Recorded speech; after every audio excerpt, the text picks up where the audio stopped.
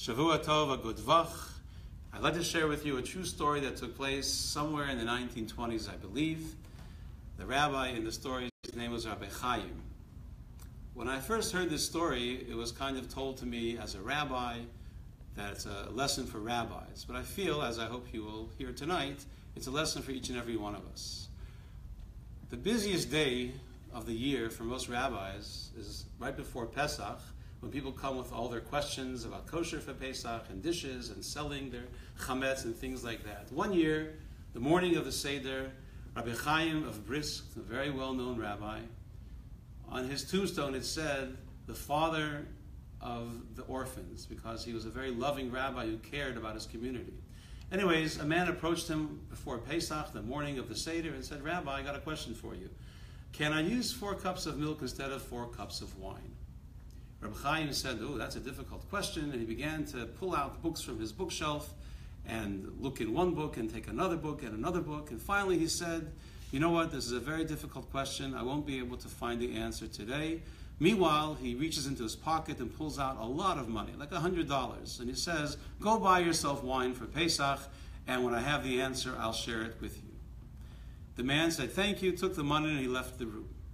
Immediately, Rabbi Chaim's son turns to him and says, Father, you and I both know milk doesn't substitute for wine at the Seder. Why did you pretend that you don't have the answer? And if you wanted him to have wine instead of milk, why did you give him $100? You could have given him 10.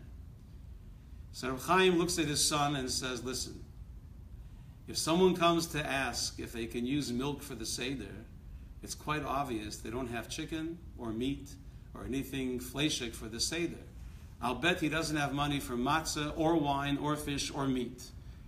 So instead of answering him, no, milk is not good, next question, I answered the real question that he had. The question was, Rabbi, it's Pesach tonight. What am I supposed to do? I have no money. But he was too embarrassed to say that. He asked it in a different way, but thank God I was able to understand the question. So I always thought that's a story for rabbis to listen with great care to the questions that they hear.